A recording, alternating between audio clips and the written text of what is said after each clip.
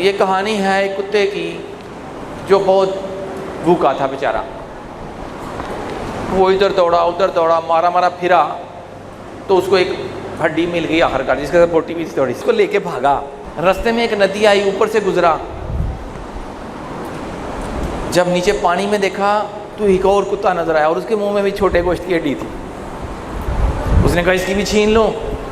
منہ کھولا، اپنی بھی گئی. کیا سیکھا؟ لالچ بری بلا ہے. واہ جی واہ، زبردست، سب کو یاد ہے.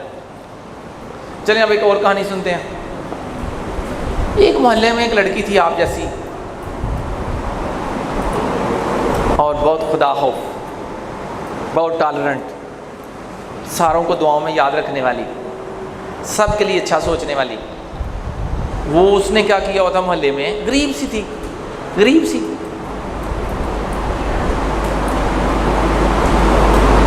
وہ کہتی تھی جو مرضی آ کے پڑھے مجھ سے،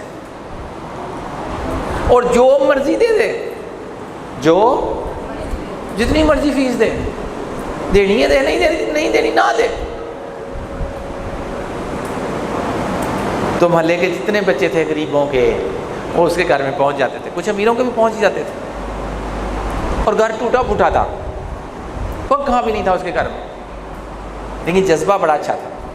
دعائیں اچھی تھی نا، سب کے لیے دعا کرتی تھی. چاچے اس کے دل میں بڑی وسعت تھی، بڑی پرسکون تھی. اور اسی محلے میں عبدالشکور بھی رہتا تھا، جو پیسوں کے بغیر ہلتا ہی نہیں تھا. تو اللہ نے اس کو بھی دے دیا. یہ عبدالشکور اپنے لیے بڑی دعائیں کرتا تھا. بہت پیسے آ گئے. جب بہت پیسے آ گئے تو عبدالشکور نے ثانیہ سے پوچھا، عصمت صاحب سے پوچھا کہ یار کوئی ایسا طریقہ بتاؤ کہ ذرا بلے بلے بھی ہو جائے، بلے بلے بھی ہو جائے. تو انہوں نے کہا کہ وہ جو لڑکی ہے نا آمنہ، جو سب کو مفت پہ پڑھا دیتی ہے، جو کہتی ہے اپنی مرضی سے دے دو، جو دیتا ہے وہ لے لیتی ہے، نفرت نہیں کرتی کسی سے، جس کا علم سب کے لیے ہے، ایسا کرو اس کو 2-4-5 لاکھ روپے دے دو، اس کا گھر بنوا دو، پنکھا شنکھا لگوا دو، پانی کا کولر رکھوا دو، بڑی بلے بلے ہوگی. وہ شکر گزار ہوگی تمہاری، ساری عمر تمہاری تعریفیں کرے گی، لوگ اس سے بڑے متاثر ہیں. تم کل کو الیکشن میں کھڑے ہوگے، ووٹ بھی پڑ جائیں گے، اور وہ ہر ایک کو بتائے گی تو تمہاری بہت عزت بھی ہوگی. تمہیں عزت ہی چاہیے، پیسہ تو تمہارے پاس بہت آ گیا. اس نے کہا ہاں 2-4-5 نہیں، میں 10 لاکھ روپے دیتا ہوں اسے. یہ تو آپ نے بڑی پتہ کی بات بتائی ہے. چونچہ وہ پہنچ جاتے ہیں جناب، اور جا کے کہتے ہیں کہ آمنہ یہ لیجئے 10 لاکھ روپیہ، اور اپنا گھر شہر بنوائیے، بچوں کے لیے اچھی سی جگہ بنوائیے، ٹھیک ہے، پنکھے شنکھے لگائیے، کولر لگائیے، اور جنریٹر بھی لگوا لینا، یا وہ UPS لگوا لینا تاکہ بچے آسانی سے پڑھیں.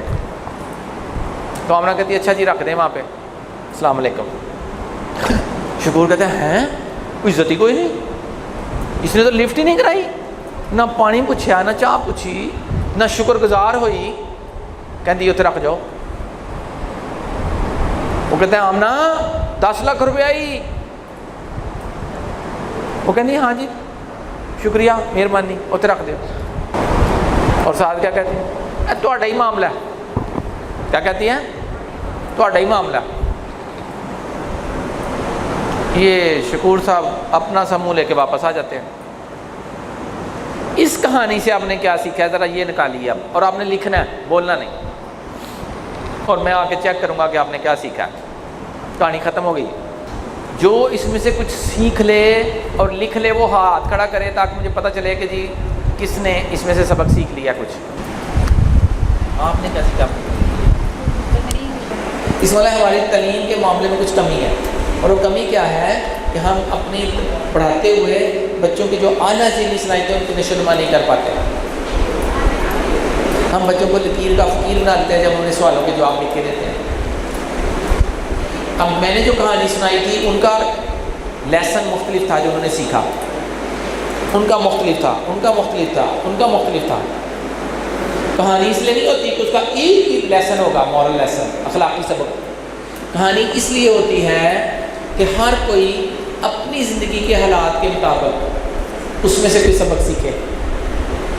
کہانی کا اخلاقی سبق ہر انسان کے لیے مختلف ہونا چاہیے، یا ہوگا یا ہو سکتا ہے، ایک نہیں ہو سکتا.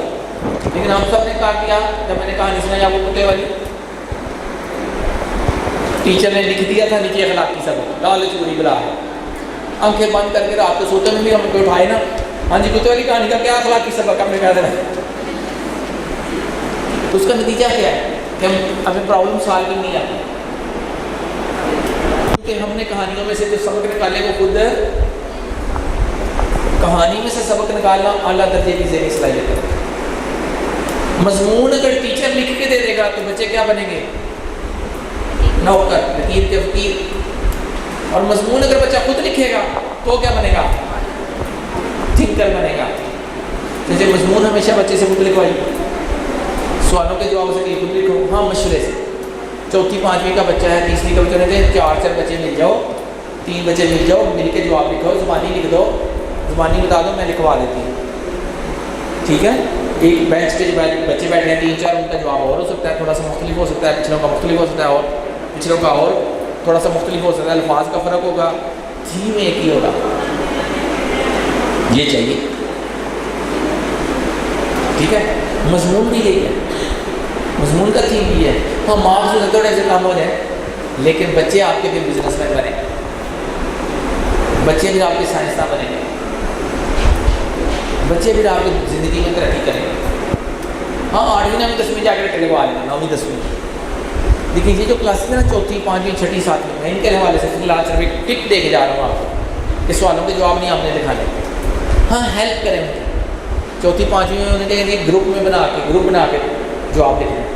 6ٹھی 7ویں کے اپنا اپنا لکھو، آپ کو میں پریکٹس ہو گئی.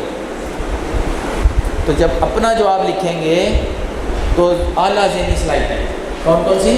انالیسس کی صلاحیت، تجزیہ کرنے، کمپیریزن کرنے، کریٹیوٹی کی صلاحیت، اور ایویلیویشن کی جائزہ لینے کی صلاحیت.